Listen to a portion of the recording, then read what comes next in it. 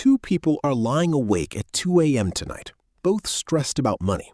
One of them is 23, staring at a checking account with $340 in it, 3 days before rent is due. The other is 47, staring at a retirement account that looks healthy on paper, but somehow still doesn't feel like enough, doing mental math about whether they can actually afford to help their kid with college and stop working by 65. On the surface, these look like completely different problems. One is about survival, the other is about optimization. But if you could actually see inside their heads, the emotional experience is almost identical.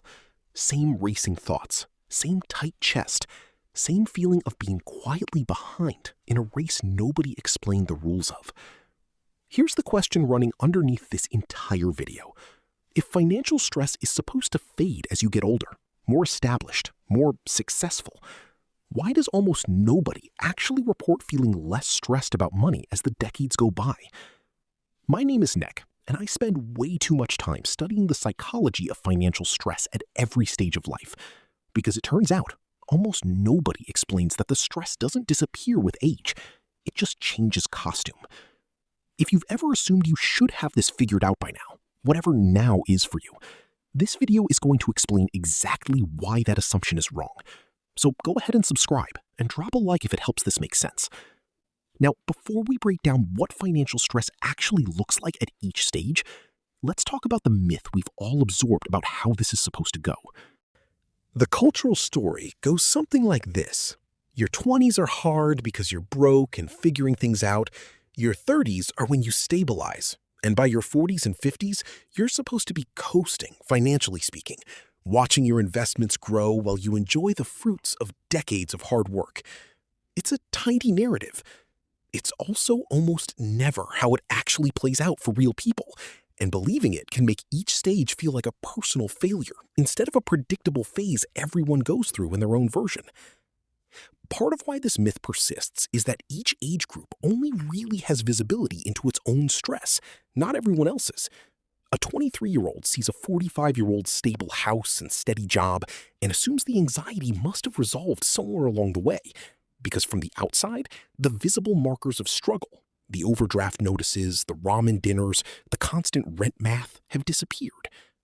What that 23-year-old can't see is the closed bedroom door where the 45-year-old is doing a different kind of anxious math about elder care costs or whether the house they worked so hard for will actually be paid off before retirement. Stress at every age is mostly invisible to the ages around it, which lets the myth of eventually it gets easier survive completely unchallenged by actual evidence. Let's start in the 20s, because this is the stage most people assume is simply supposed to be stressful, which is true, but usually for the wrong reasons people assume. The stress here is mostly about scarcity in the literal sense. There isn't enough money, full stop. Rent is due before the next paycheck clears. An unexpected car repair means choosing between fixing the car and buying groceries that week. But there's a second, quieter layer of stress running underneath the scarcity in your 20s, and it's comparison-based rather than survival-based. You're watching people your exact age post vacation photos, buy first homes, or casually mention bonuses that exceed your entire annual salary, and you have no way of knowing whether that's normal, inherited money, debt-funded, or something else entirely. The scarcity stress is at least honest about its cause. The comparison stress is corrosive, precisely because it's based on almost no real information, just carefully curated fragments of other people's financial lives. Now let's jump to the 30s, because this is where the stress mutates into something people talk about far less openly, even though it's arguably just as intense. By your 30s, the acute scarcity of your 20s has usually eased at least somewhat. You're probably not one missed paycheck away from disaster anymore. But a new kind of pressure moves in to fill the space. Obligation stress. This is the decade of weddings, maybe a mortgage, maybe kids, maybe aging parents starting to need help, all arriving roughly at once, all requiring money, all happening while you're simultaneously trying to figure out if you're behind on retirement savings compared to some benchmark you saw in an article once. The stress in your 30s is sneaky because it doesn't feel like poverty. It feels like being pulled in 6 directions by legitimate, reasonable obligations, none of which you can easily say no to, while a quiet voice in the back of your head keeps asking whether you're actually building anything or just treading water with better furniture. There's also a specific kind of stress unique to this decade that almost nobody names directly. The stress of watching your own choices multiply consequences for other people.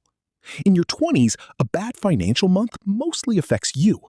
By your 30s, the same bad month might affect a spouse's plans, a child's activities, or a joint mortgage payment you can't unilaterally decide to skip. The stakes of the exact same dollar amount of stress genuinely increase, not because the number got bigger, but because the number now has more people standing behind it who are counting on you to manage it correctly. Now picture someone named Marcus. Marcus is 34, married with a toddler and a mortgage. On paper, Marcus is doing fine. Steady job, decent salary, a retirement account that's actually growing.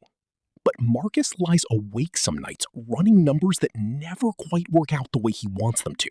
Daycare costs that rival a car payment, a mortgage that ties up most of his flexibility, aging parents 2 states away who haven't needed help yet, but obviously will soon.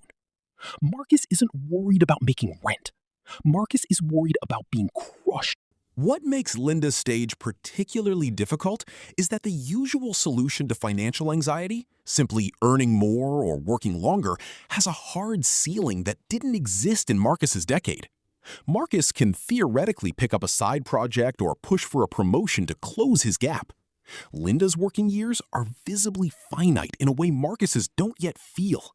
And every year she spends deliberating instead of deciding is a year of compounding growth she can't get back on the other end. The stress isn't just about the size of the number anymore. It's about running out of runway to influence that number at all. Here's what's fascinating when you put Marcus and Linda's stress side by side. The dollar amounts involved are wildly different. The specific triggers are completely different. But the actual emotional experience, that 2 a.m. spiral, that tight chest, that sense of being quietly behind, is remarkably similar between them. Neither of them would describe themselves as financially stress-free, despite being at completely different stages with completely different balance sheets. If financial stress were purely a function of how much money you have, this shouldn't be possible. But it is, because financial stress was never purely about the number in your account. It's about the gap between what you feel responsible for and what you're currently certain you can deliver. And that gap exists at every single income level and every single age, just wearing a different outfit each time. This is where the psychology gets genuinely interesting. Humans don't actually calibrate financial stress against some fixed objective standard of enough. We calibrate it against whatever our current set of obligations and expectations happen to be. And those obligations and expectations scale up automatically as our resources scale up. A 23-year-old worried about rent and a 58-year-old worried about a 30-year retirement horizon are both running the exact same mental subroutine, an anxious accounting of resources against responsibilities, with the specific numbers plugged in differently depending on where they happen to be standing in life. The subroutine itself never goes away. It just gets fed new inputs every. This explains something that trips a lot of people up. Why becoming successful by conventional standards doesn't eliminate financial stress, it just relocates it. The stress of scarcity in your 20s doesn't evolve into the absence of stress in your 50s. It evolves into the stress of stewardship, protecting what you've built, providing for people who depend on you, and facing a shrinking runway of working years to fix any mistakes. Neither version is worse than the other in some objective sense. They're just different flavors of the identical underlying anxiety about resources and responsibility. And pretending one age group has it figured out compared to another badly misreads what's actually happening inside people's heads at every stage. So, does that mean financial stress is just permanent and unsolvable at every age? Not exactly. And here's where the actual reframe comes in. What changes the intensity of this stress isn't reaching some magic income or age where obligations finally stop outpacing resources. It's the size of the gap between what you feel responsible for and what you're actually honestly certain you can deliver, at whatever scale you're currently operating at. Marcus's stress isn't really about the exact dollar figure of daycare. It's about the uncertainty of whether his current trajectory closes that gap or not. Linda's stress isn't really about the exact size of her retirement account. It's about the same uncertainty, just measured in decades instead of months.